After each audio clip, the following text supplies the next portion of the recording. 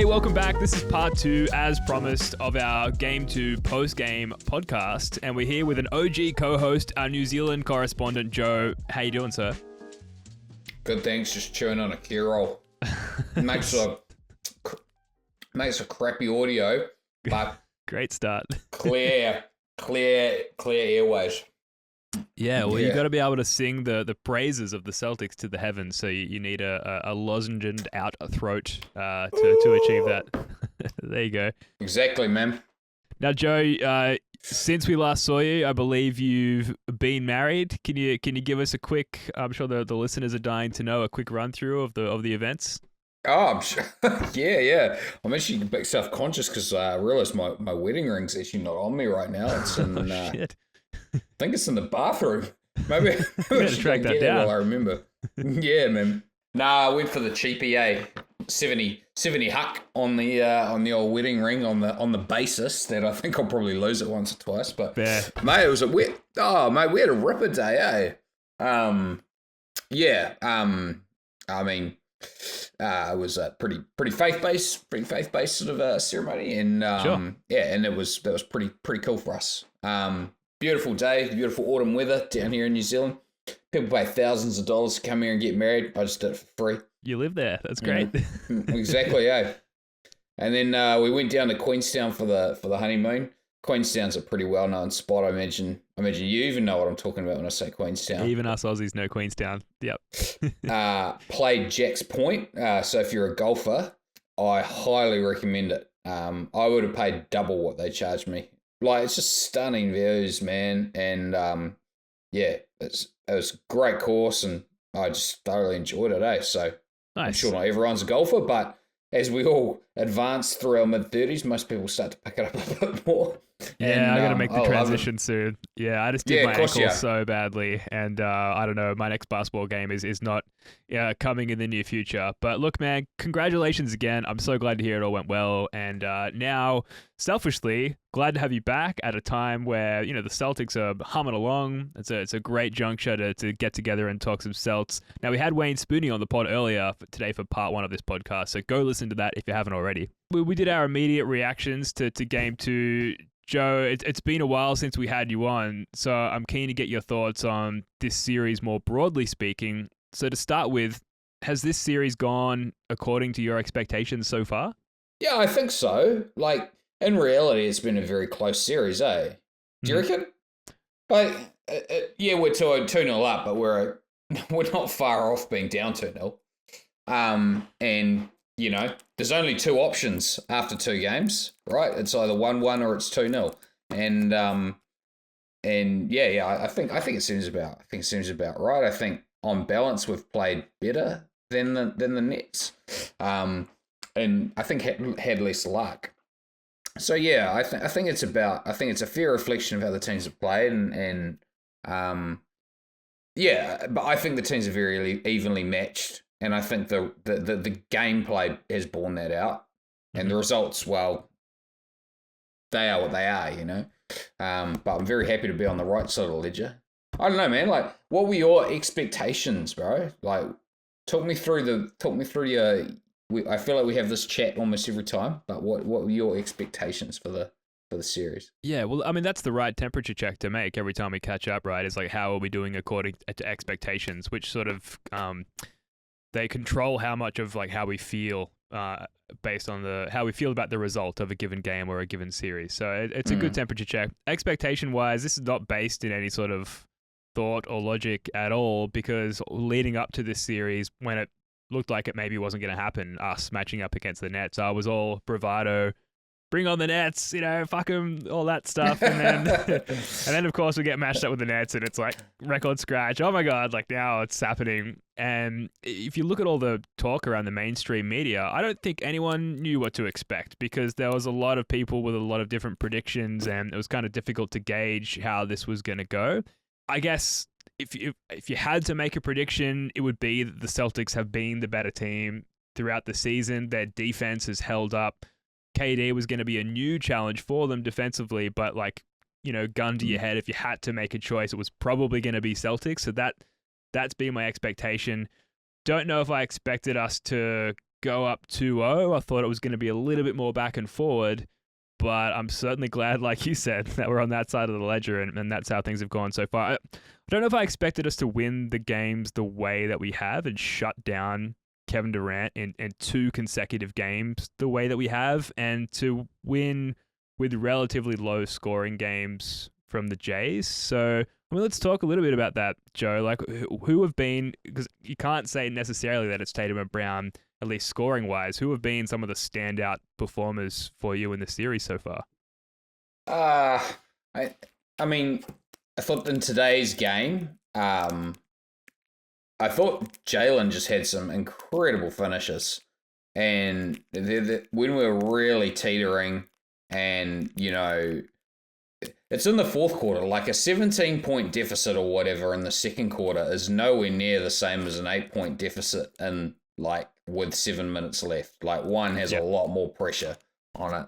And there was this point there where it must have been early fourth quarter. I feel like we were just like down 8 for 2 possessions.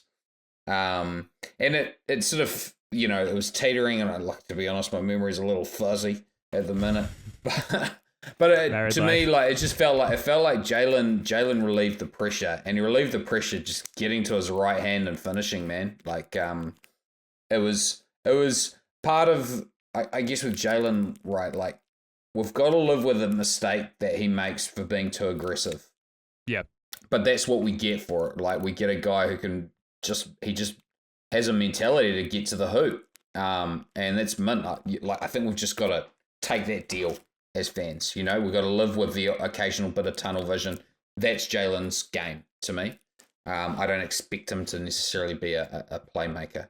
I want him like Terminator, you know? Yeah, absolutely. All right, so Jaylen Brown, the initial sort of standout performer for you there.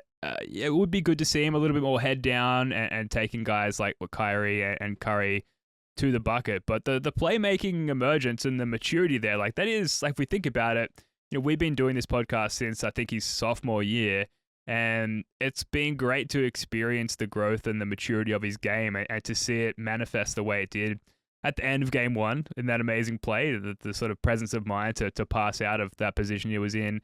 And then in the fourth quarter to kind of be the catalyst for the win. Like, that's amazing. So Jaylen Brown, definitely a standout performer. Who else you got? What about Al Horford? I feel like you've got some, you know, Al Horford is a guy that you've been in his corner since the beginning. I do love Al Horford. I just thought when I was watching the game, I was like, he's coming out with the safety off, you know, and that's really important because that's, you know, when I defend Marcus Smart, I defend him because his willingness to shoot makes him a much more effective player than if he kind of was scared off by his own percentages. And Horford has at times during this year looked really unwilling to shoot. And when you do that, you really hurt your team. Tonight he came out with the safety off. He was looking to shoot if he got open, and he's got to do that.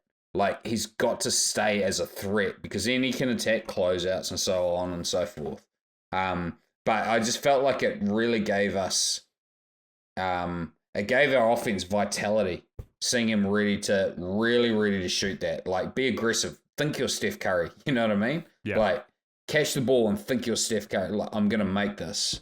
So just Al's probably like, yeah, his expectation of himself that he was going to shoot was, I thought really like a really positive development. And I think it's something we're going to need through the rest of this playoffs.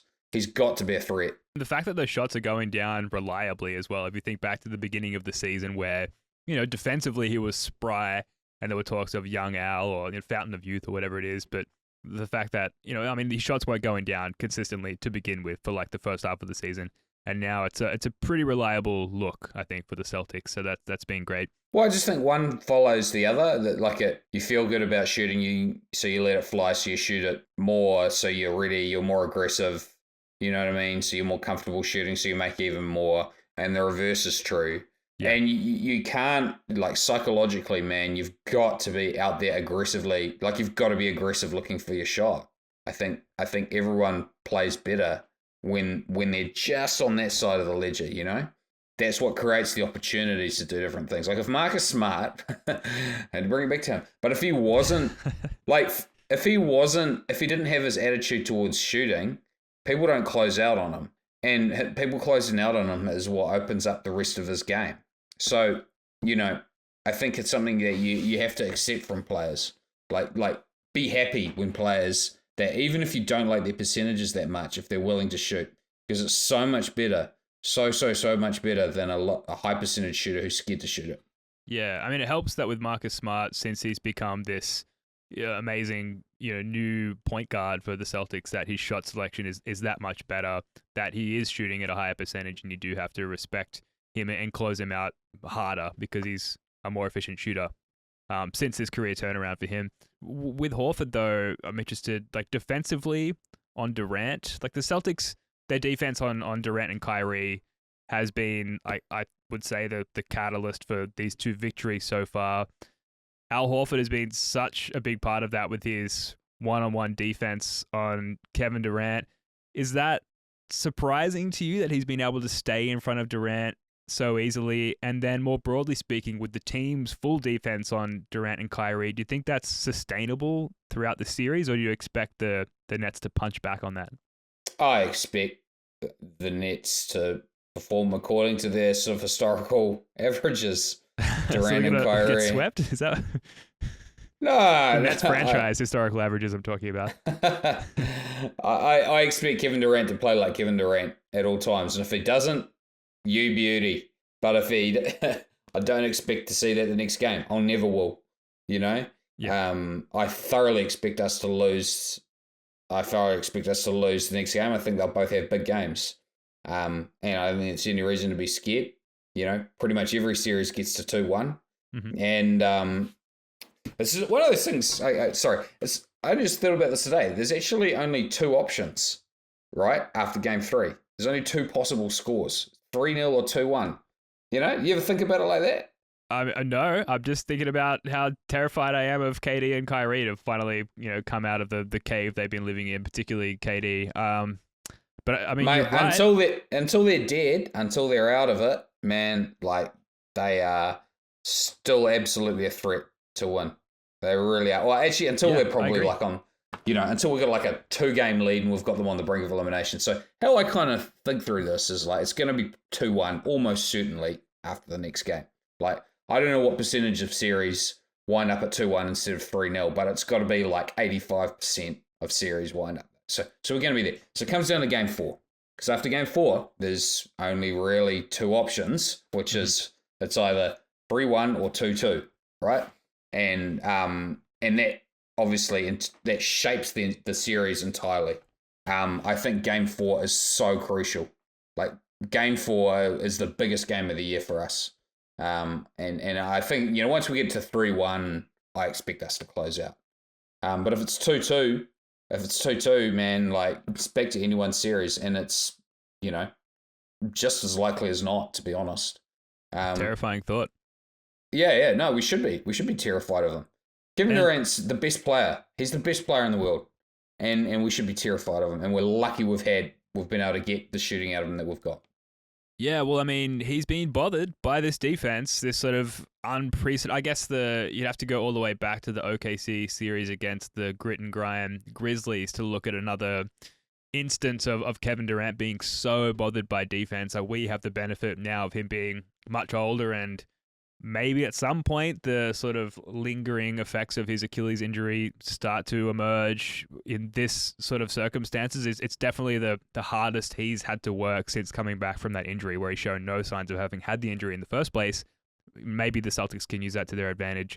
This isn't my point. I've heard it on a podcast, one of the ones in the rotation that I listened to. I can't remember which to attribute it to, but like basically they were like, I don't know if Kevin Durant believes in this team. Like, do you reckon Katie thinks he can win with these cats? I don't think so, because, I mean, do you think that they can win it all? Like, say they get past the Celtics and the prevailing narrative, if they do, will be like, great fight by the Celtics, but at the end they were just too inexperienced through and through, organizationally, and the players on the team to get past savvy veterans like Katie and Kyrie. But you would think that the buck stops at the next series or maybe the conference finals for the Nets. Like, I don't really believe that they could really contend for a title this year. KD is a self-proclaimed, hoop head or hooper or whatever you want to say. Like, he surely knows that as well. I think so too. And I think it's going to affect his mentality overall. Like, even though I'm maybe the resident pessimist, I still expect the Celtics to win. When you've got a 2-0 lead, you should. Wow. Put money on the Celtics. Joe believes we're going to win. I don't know if I'd go that far. No, but it's certainly more likely than not if you've got a 2-0 lead, right? But I just think Durant, I don't think Durant would doubt for a second that he can win this round. But when Grant Williams and Al Horford and Jason Tatum are smashing you when you're just trying to make it like a, come off a pin down, you've got to really believe that your team's got a chance, right, to keep fighting through those screens. I think in the margins, your desperation levels are going to reduce, right? And that's going to affect how aggressively he plays. And I think it's a really good thing for the I wonder about where he's at psychologically. Not that he's a beaten man psychologically. I think he's just like, this is not my observation. Someone else has said it, but I do wonder if he's like, stuff it. We'll just come back next year. And this year's just on the piss, right? So let's just. Well, I mean, I certainly hope he feels that way. That would really benefit us going into Game 3, where the Nets are the favorites. It's essentially the reverse betting odds in Game 3 than for what we've seen with the Celtics and the Nets in Game 1 and Game 2. Vegas has been right so far, so there is that expectation for the Celtics to lose Game 3, but they've just got to get one, right? But they really do need to get one of those games because, like you said, if they come back 2-2, momentum's with the Nets. They're on a 2-game winning streak, and suddenly they've figured out how to win against the Celtics in this kind of series. So that bothers me. We've got to get one of these games. I'd be stunned if we won Game 3. It's all about Game 4. Sure. All about Game 4. Honestly, all series really are about Game 4. I'm getting on a little soapbox now, but they really all are, and this one especially so. Yeah. I want to pivot to some Reddit comments very quickly. This is from Curryboy1229. They said, this team just has something about them. That 2016 energy is back, and it honestly is heartwarming to watch. Years past, we would have folded and lost as soon as we went down 10 plus. It just speaks volumes to what Ime has done for this team. I can't wait to see what is in store for them. Banner 18, Boogie, blah, blah, blah, blah, blah. Do you agree? I guess the other team that I would shout back to, Joe, would be the 2018 team, the Good Vibes 2018 Celtics. Does this team have something about them? Do they have that pizzazz, for lack of a better term, that it sort of inspires you and makes you feel they could win it all at this point? I mean, these are two really good wins, but I still look. I'm not all the way there yet at all. What do you need to see to be all the way there?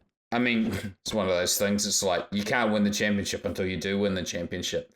I still think there are some real psychological scars, and even if they've healed over, right, we had some awful losses. This team had so many awful losses, and I want to believe it's over, but they're part of this team's record.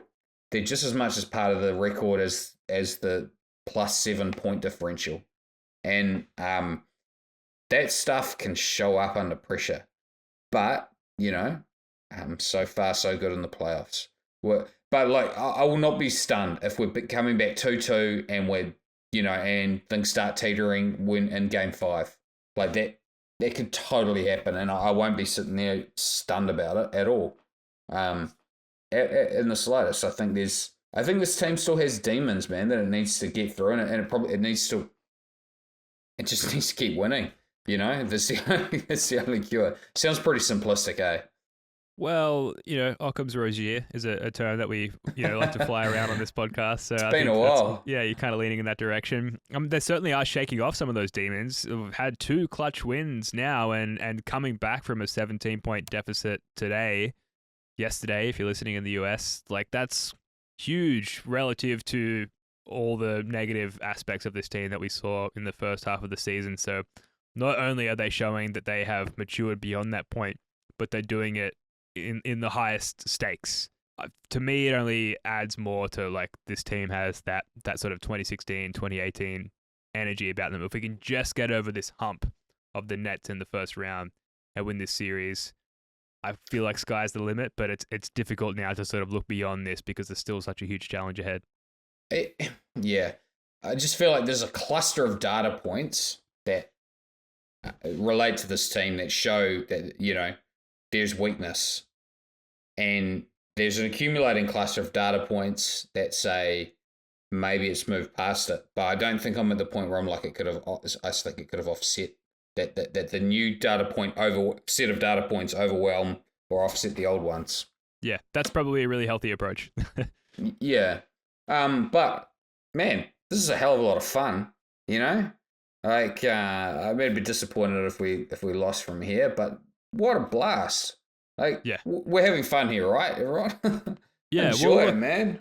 Speaking of having fun, this is a comment from user J23MV. The Peyton Pritchard minutes were big, up 2-0, and the Jays haven't had a breakout game yet. I want to focus on the Peyton Pritchard part of that. Firstly, because his name sounds great in a New Zealand accent, but also Peyton Pritchard. But Pritchard. Like, you did it. of all the sort of, like, if we think about ways like the team or individual players have exceeded expectations, Pritchard in this specific playoff game compared to just one game ago in game one, like the minutes he had, the way that he held his own in those minutes, the way that he wasn't a total defensive zero, and the way that he was like completely and totally a contributor to that run that won us the game. Was that, I don't know, like, is that a standout? I'm surprised you didn't mention Pritchard in your standout performers earlier, because to me that's just been amazing.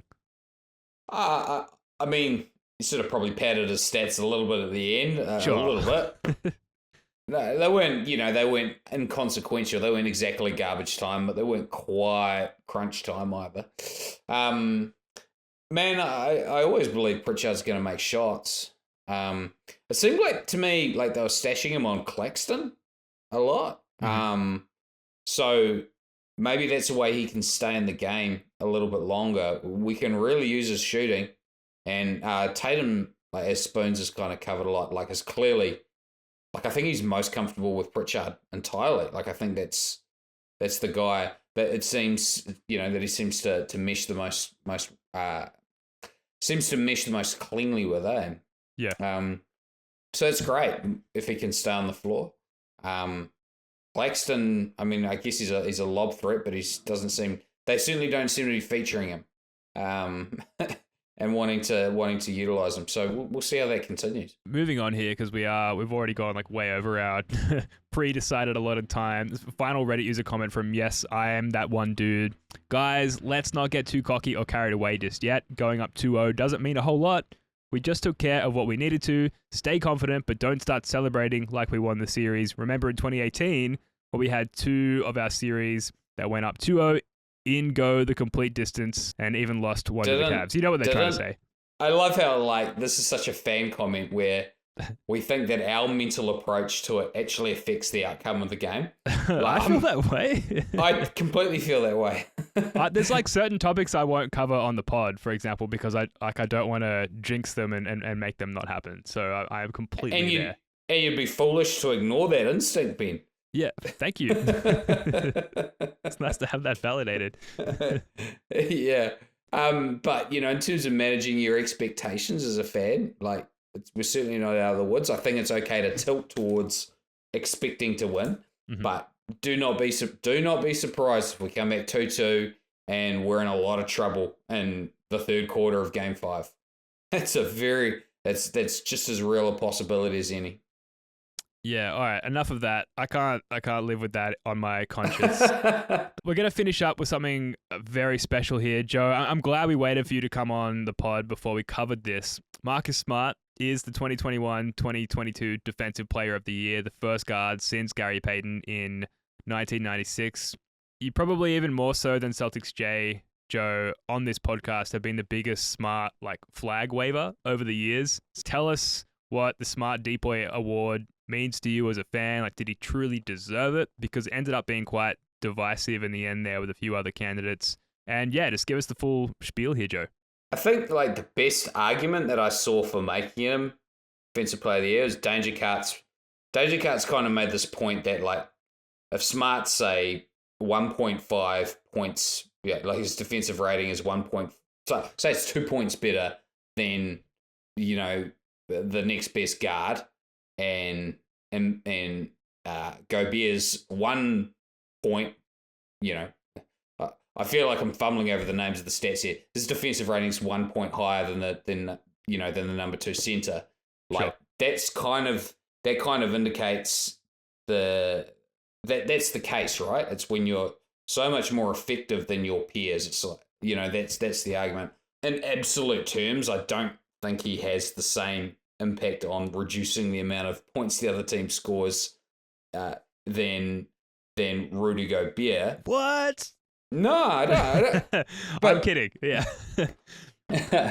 but it doesn't. But that's not actually the measure of a defensive player. It's like you are that much better having Smart on your team than not. Mm-hmm. As a defender. Man, when it comes down to it, though, like, do we really know what good defense is? I don't know.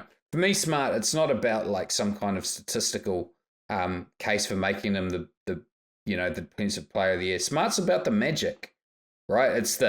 He's just got this incredible basketball intuition that shows up more defensively than offensively, and I think he seems to be the beneficiary of a PR campaign. I think that's probably true, but I don't care, man. I'm a fan.